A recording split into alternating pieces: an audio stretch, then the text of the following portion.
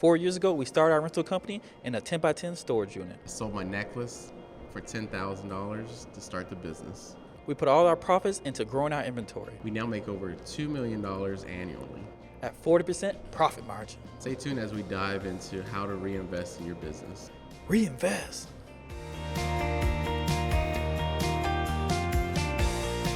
So Eddie, they're trying to reinvest. They should reinvest into the ultimate get started checklist. Yeah, that's the cheapest and easiest way to get you up in the game.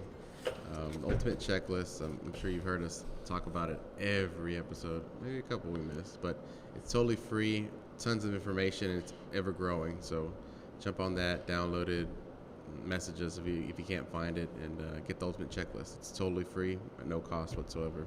Yeah. And it'll be the first comment and the first thing in the description. And this thing will really help you out. We've already seen a lot of people already talk about how they're using some of the techniques in here. And it just really to help you avoid the issues that we've had. Okay, let's get into this though. So, talking about reinvesting, so like, why do people even need to reinvest? Well, I think people need to reinvest that way that the company grows. But at the same time, there needs to be a little strategy to it. I know when we first got in there, we're like, all chips in, baby. Yeah. it worked out to us, but at the same time, it hurt us a little bit as far as things were like a little rocky. You can't just put everything in. I think we were very lucky that things didn't go south when we did do that, but we're here now, so. Yeah. So when it comes to like, just why you're reinvesting and stuff like that, so this is kind of what we came into. So our first strategy when we first kind of got started and understanding the deep part here, we knew that we didn't have enough stuff to be able to do what we needed to do on there. So when you're probably getting started, you're probably getting quotes for stuff that you don't have. Like if you only have 100 chairs and then someone brings up 1,000 chair order, you're not going to be able to do it on there. So if you want to make more money or do bigger projects or work with more clients, you're going to need to really build up your resources and your inventory, so you have to reinvest. But reinvesting can be done in multiple different ways. It could be inventory, it could be vehicles, it could be people, it could be skill sets that you learn. It could be a multitude, like your warehouse. It could be a lot of different things. Most things in the rental industry, you think of reinvesting, you think of actually the actual items in there, and that's kind of where you can start. But usually if you push one area up, you have to wrap back around and push another area up on there for the most part. But what you reinvest your profits in is going to really determine exactly how much money you can make in the future, and it is necessary. Unless you're watching this right now and you're already at the top, and you're like, I'm good, I'm on an island, all that stuff right there. Then you don't need to. Then if you're that person, you don't need to reinvest. Everybody else who's trying to grow or trying to get to a specific spot, then you need to be taking some of your money and reinvesting back into it. It's very necessary to grow on there. It's just very necessary. It's literally no way to grow because your equipment over time is going to decline and get worse and worse. Eventually, you're going to need to replace that, so you're going to reinvest for that, which means that your inventory is going to go eventually down to zero at one point, and which means you're not going to have any more money to be able to do this right here. And even if you're taking and selling your items and then reinvesting the money back that way, or taking part of it doing a half and half approach or 75 approach, whatever it is, and really just putting it together so you can get maybe 50% more equipment than what you had before you put the money in for, or whatever the reason is for that. That's a good way to go through and do it. Now, this next thing, identifying the right time, is like, this is a whole new perspective because most people know they need to reinvest. Most people who are listening to this right now are probably already thinking, I can't wait till I get 100 garden chairs. I can't wait 200 garden chairs. We had a consultation not too long when his main focus was like, I need to get more and more of those items in there. Yeah. But like, what's like the right time? What's your right time, Eddie? Well, I think that it's a tricky Tricky? question. How tricky? Because one thing that we know is, so when in the rental industry, there's like seasons, right? And Except if you're in California, yeah, you got good season, great season, and better season. yeah, exactly. So, and another thing, whenever the optimal time to buy is sometimes the hardest time to buy because everybody wants to buy, and now the product takes longer than expected, or it's out of stock, or all these factors that come into play. So the right time, it could be different for every person's situation. So it's not a cut and paste answer. It just depends on where you're at with your company. Also, is your cash flow, can you survive certain parts of the season with investing this money, or will you need this money to kind of hold tight and to make it over to whenever the promised land, the honey, basically the good time where you're making most of your money. Sometimes you got to hold on to that money so that way you can make it to that point. So it just depends on the business and how it's run and the needs of it to 100% determine when's the best time for you to buy. But things to think about. Yeah, I think the best time would be exactly when you need it and you get it the exact day. Oh, in a perfect situation. Yeah, if you can get it like that. For the best price. Yeah. On there.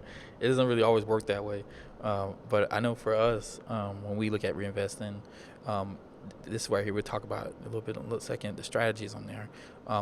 We do it when you can do an opportunity approach, or you can do kind of like a more of a straight up strategic plan approach, or a mix of the two. Yeah. For those.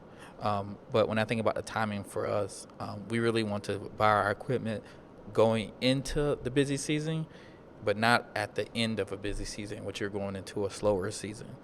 Because we've had issues where we went out and we've dumped $70,000-$80,000 on equipment, and then we still got 3 hard months of winter to go into it. And you'd rather do that going right into it at the very end. So you can keep your cash and keep your cash flow up and stuff like that. Yeah. And run just more on a cash heavy basis, because then you can use some of the sales too from when you're building up for the upcoming to get more stuff, or to really get what stuff's going to be needed as well if you're not keeping track of it. Now, like I talked about, the 3 strategies for reinvesting. So you can do kind of which we started first. Whenever we have the money and whenever the opportunity comes in, the money meets the opportunity. So it's like, here's the money, Eddie, where's the opportunity? Yeah. And the reason why we're able to do that is, another thing, you have to kind of have your vendors down.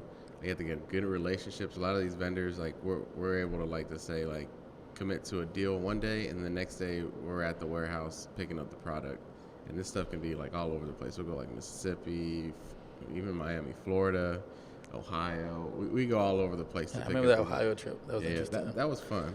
It was during kind of the I remember you ran out of gas, and I woke up. Was that me or was that you? It was you. We don't have to go into details. Switching it. Yeah, we don't have to go into the details. But anyways, stuff like that. So if you have, if you run with that strategy, you just have to have things planned out. That way you can jump on the opportunity. So it's a good thing to have a list of your vendors, what they'll allow, what they won't allow. If they work with you and just last minute orders, you just go run and pick it up. Because one thing we know for sure, if you try to overnight anything, it's a lot of money, especially for equipment. So just things to take in consideration. How much work do you actually want to do? But yeah. Yeah, and as you get bigger, you're going to shift more towards the planning stage, where you will have a certain amount of time where you're going to invest this amount of money that you have to invest into very specific things on there, and it's not really opportunistic on there. But I think the thing, and that's a whole different approach right there, and that's one thing that we've been leaning more towards. At this point in time, we're going to buy this amount of stuff, and we're going to buy it for these exact reasons, and this is exactly when we're going to buy it on there. So that's a whole nother approach. Right now, we're in a mix of it where we have our kind of our board, our list of stuff we want to purchase. If anything that comes across the table that has these items on there, we're going to take the order and then we're going to book it. Yeah. So we have part opportunist and then part plan, but it's only these planned things. Now, if we're doing a deal in it's going to make and break it and we have to buy $1,000 and it's a $10,000 deal, then we're going to just buy the $1,000 thing, especially if we're getting rentals from there somewhere else. Or we might also do an approach where we might sublease it if something we don't ever rent out, just so we can have it and we can use it for the thing and still get the money from the other things on there. But this second approach, I would say it's kind of the approach we're being right here, which is we do the opportunist and we do planning. So on there. Some people do one or the other. When you start off, you're probably going to be more on the opportunist side because you need these opportunities and you don't want to let these jobs go by. And you're thinking, oh, I won't be able to get this event ever. But then when you get really, really big and bigger than us, you'll be it'll be too difficult to do all these random purchases at random times and to actually make dent into what you want to do. because it'll just be random, and then like the logistic around it would be terrible. But in this little happy medium, which I would say is between like 1 million and probably like 20 million, you can kind of go through this stage right here of being able to purchase, like having some stuff planned and then some stuff that is just opportunity on there. Because like if let's say like someone comes up here and we have like someone needs to rent 10 structured tents, and they need to rent it every single month inside a contract for us, and it's every weekend, then like you best believe that's going to end up on the plan. Oh, 100%. Yeah. On there. It's happened before. And sometimes some of these deals are like, it pays for themselves. And then you just think about like afterwards, it just 100% profit. So any of those kind of deals, you have the flexibility and the willpower to make it happen. Just make it happen. You're gonna fast track your growth. Yeah. And then I want to give a shout out to our one of our partners, Next Insurance. Next Insurance is basically a business insurance broker, or not a broker, but they sell insurance. They sell general liability, they sell property insurance, they sell automotive insurance, and they sell like basically a lot of different types of insurance, tool insurance, all this stuff right here. It's really good for you guys if you're out there looking for any type of insurance. We already seen a lot of you guys have already signed up, and everybody from the Rental Boys community as well. So make sure you sign up for the link down below and use that right there. And also too, when you do sign up, it helps the channel out so we can produce more content. We can pay Tina and stuff like that, so she doesn't run off on us on there. And then also too, I seen that a couple more people have been signed up for Rentle, which is it's basically the party rental software. If you use our new code that I just got in today, it's called Rental Boys with C. It's kind of the name saying just Rental Boys for Rentle. They'll give you $50, and then you can prefer you signing up for your next thing. And Rentle also has a free version too, so you can use the free version, and then when you make enough money, you can transfer over with the $50 to actually build out your stuff on that one, and build out your accounts, or build out your actual website. So the next thing is like, so now that we have, like, we know when we're gonna buy stuff, we're gonna buy it, in February and everything like that. We know kind of what we're gonna like how much we're gonna spend and everything like that. Which for us, I would say like if you're a good way to do it is like if you have profits at any time, if you just straight profits and you keep the stuff, I wouldn't try to go more than half of what your profits is. It's like it's difficult and stuff like that. So kind of go from there. But this is going to be on a lot of the resources and prioritizing what investments you need to actually make. So like I'm gonna let Eddie kind of talk about like some of our personal ones. Like what is like even though I know we're working on getting some stuff in right now before busy season. Yeah. Again, like what's the number one thing that we need to purchase right now? Oh, number one thing is tents. Why? Well, just because the dollar amount that the tents bring in, and then also it'll kind of give us time to work on the tents that we do have currently, kind of phase them out and then replenish them, because we want to have a certain standard in our company. So we want everything to look nice. But there's just a lot of jobs that we're constantly losing because we don't have enough tents. And one thing that we mentioned is just the amount of money that we're able to gain with just the little amount of tents that we have. So just imagine we're tripling the amount of tents that we have. Now the ceiling is even higher than what we can make. Yeah, if you have some used nice tents to sell from Salinas, reach out to us. Yeah. If not, Salina, reach out to us. There you go. But yeah, so that's like one of the biggest things we need to do. I think we spent a lot of time this winter kind of getting our Safari chairs together and getting all of those swapped out from the metal ones to the resin ones. We did all the garden chairs when switched with not the garden chairs, the farm tables. Yeah. From the homemade ones, which those things made a killing literally. But it was issues. We had to repair them. We need to keep someone who's a carpenter in the house and stuff. So that was obviously not the best source of our resources out there. So like having those so for us, it's taking what items that you need to either replace or you need to try to work your way into that your general customer is having. And for us, it's just tents. Like we just don't have enough tents. And like I know when Eddie sees when we send an inventory check thing or what stuff going out, I know he hates seeing that 0 on there when we're 3 weeks away from the actual a week on there. and I'm not saying that we don't like selling out, but like we would like shows, to. opportunity, I think. Yeah, too much. I was like, damn, we need to do more on this right here. Because then you're thinking you're spending money, the ads and stuff are not being able to, you can ask, you're spending money on these leads or you're spending time and effort on them. And then you got to tell people on the phone, oh, yeah, we don't have no more tens. Or, oh, yeah, we're not doing that. Or whatever it is. Yeah. And I really wish O. Henry made the high peak one.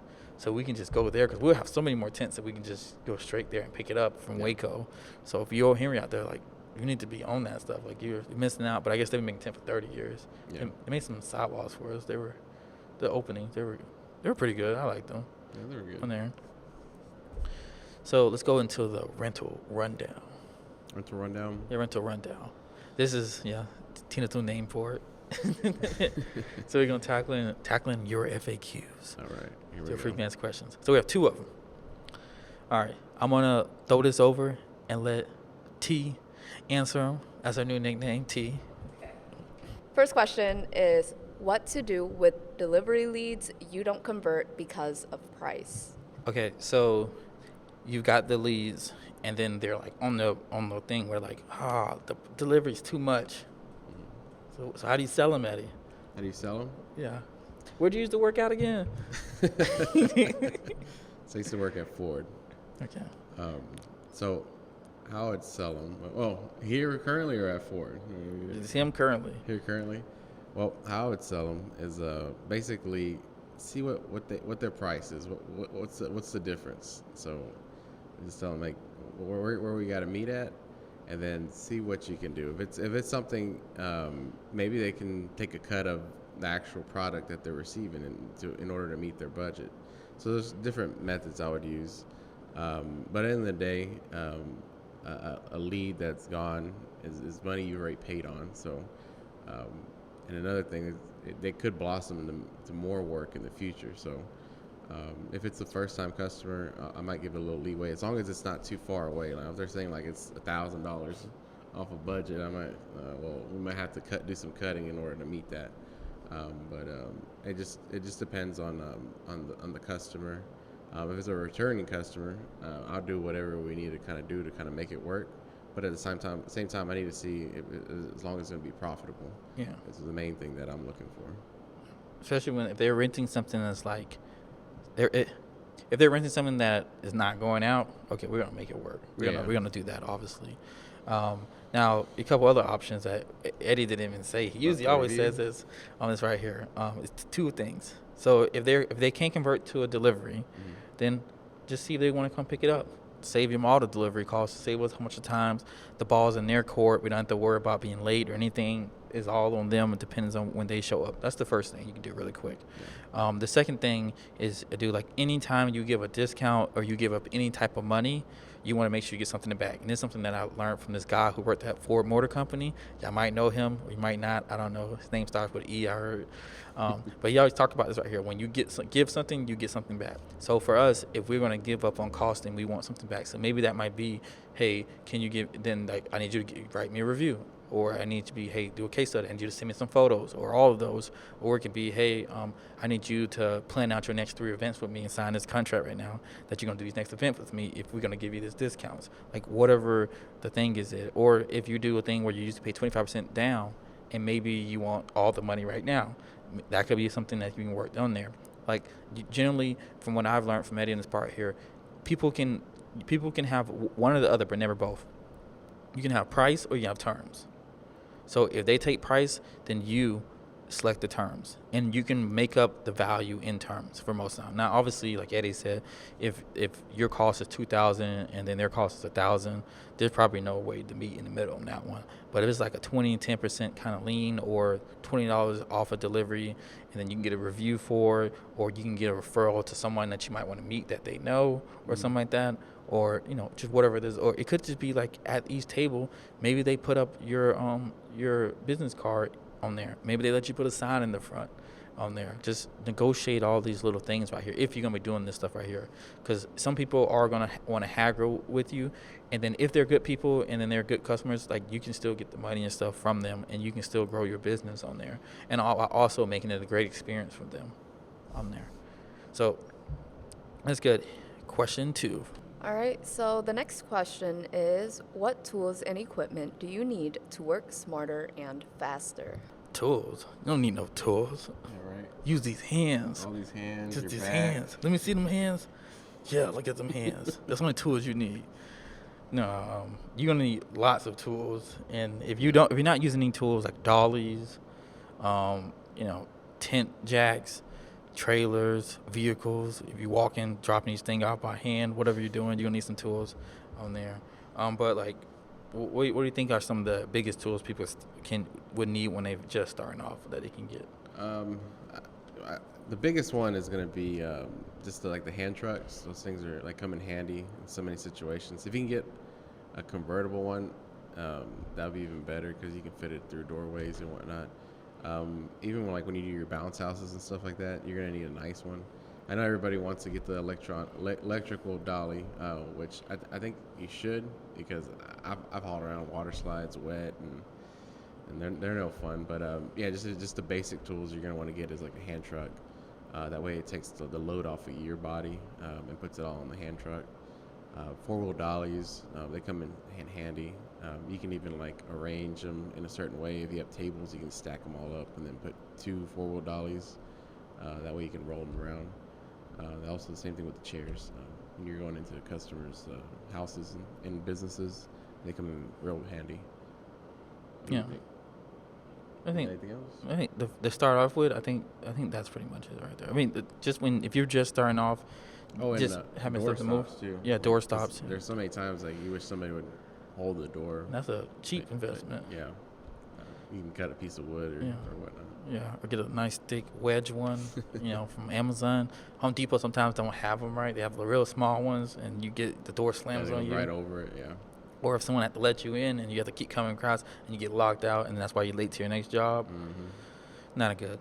So if you're starting out, I would get those 3 things, and you should already have those 3 things. Yeah. And then maybe some blankets and stuff like that, just to kind of limit damage and everything like that. For the most part, everything else would just be software. I would say, just if you're from a starting point, make sure you set up on the right software. We were not set up on the right software at first. QuickBooks, who knew you can't really run your business off of just QuickBooks invoices? They doesn't track inventory. Who knew that? Oh no. So fun. Yeah, so that was terrible. I love those calls. In the spreadsheets. Our party's about to start in an hour. Are you on your way? It's we're on our way, and thank God we're 20 minutes away. We just load up real quick. Load up really quick. Get it in there. I'm there. So you don't want to be in that situation. So get you a good software. If I was saying Rentle, you can use that. Use our code Rental Boys. Don't want to get too promotional there, but you get $50 on there from there. Now, if you're kind of past that point and you're on to your next stage and you already have your location, the next things are going to be most things you want to deal with the strategical stuff first. For us, you want to get racks and stuff. You want to get we have things for the linens and everything like that. You have all these other tools that you can bring in house. If you're washing linens at home or you're washing linens at another place, you can bring that in house. Dishwashers, all that stuff as well. But for our next stage, we have 2 things that we are planning to get this year. One of them is a chair cleaner. We could throw up a thing of what it looks like or something like that. But chair cleaner, we're going to do, which also, I think you can do tables, right? Yeah, you can do tables. I know what we're going to get. Yeah. And then you can do chair cleaner, and then the next thing is going to be some type of ironing solution, which it really depends on the stuff, because the girls have gotten so good at ironing. I just wonder how much faster with the machine to be in the space we have. But if there's an ironing machine that's around that $15,000 to $10,000 range, we'll be getting one of those on there. Maybe it's more to install it or something, but we have gas at the location. Yeah, we have gas. The lines run up, so I'm pretty sure we can figure something to run straight down. Yeah. We might have to restructure how we got our setup. But those are the 2 things right there. Yeah. Those 2 things. And then if you're have hundreds of tents, that tent washer, literally right now, if we double our tents and we double again next year, I'm gonna find a way, break away, steal a way for us to get a tent washer in some way out. And then the services you can offer for this on top of it, if yours is not running all the time. Yeah, because I don't think there's anybody in the Dallas-Fort Worth area that offers that. Yeah. I think they said Peerless used to offer it, but they don't offer it anymore. And if you are in the Dallas-Fort Worth area and you offer it, reach out, we can talk, go from there. It'd be nice on there. So that's the rental rundown on there. So going back again, kind of recapping everything from the very beginning over there. Understand that you need to reinvest, and there's many things, a reason why you need to reinvest. And then once you realize that, which I'm pretty sure most people watching this already know they need to reinvest, because you're reinvesting in yourself right now, taking your time, putting it back into you learning more, so you understand that. Then the second thing is like identifying like what's the right time to reinvest. Let's recap that real quick. What's the right time, Zadie? Well, like I said, it varies on every person's business, but if you have, your profits, and I would say maybe like the best time to reinvest would be whenever you have a certain demand and you're not able to meet the demand, and the gain outweighs the losses if you invest in that certain product. Like I said, if you can get it where it's an equal handoff, where like they basically pay for the whole product and it gets in your inventory, or if even 50%. Like some of some things, some of these items ran out for almost a full cost of what you can go out and buy them yourself. So if you can get some items like that, it's very tempting to just go ahead and do it. If you also have plenty of money just stashed and just you're not doing anything with it, and you need to get it on an asset, that way it starts making more money. So just kind of basically on the demand that you have. But just whatever you do, don't buy something because you like it and like I think it would do good. You have to have some kind of back-end on reasoning why you should buy it. If it's going to make you money, then by all means go ahead and get it. But you have to have the demand to back that purchase. Yeah. Like that pink throne chair you bought that luckily started renting out on there that I forgot. So your strategy for reinvesting is going to be, you can do like an opportunity approach. When the opportunity comes, you have the money and you take advantage of it. A planning approach or a hybrid of the two, I would say, on there. And then the last thing on here is going to be like how you allocate. Like once you decide on when you're going to buy and you sign the strategy on it, like what you're actually going to purchase to on there, I would really focus on stuff that's going to make you the most money. We chose tents because there's always rented out. We get a lot of demand. We have more demand for tents than what we have, and then the demand is consistent out in the future too. So it's not something that's going to be like trendy and you buy it and then it's gone on there. So just along that lines right there. But honestly, guys, thank you so much for watching this show. Please check out the links down in the description. Hit the ultimate checklist on there. Hit it up on there. I'm still working on the next thing. So we're going to push something else up to update it. Everybody who's on the list will get the update too as well. But thank you so much for watching. I'm Xavier Kelly. I'm Eddie Sauceda. And we'll see you in the next one. See you.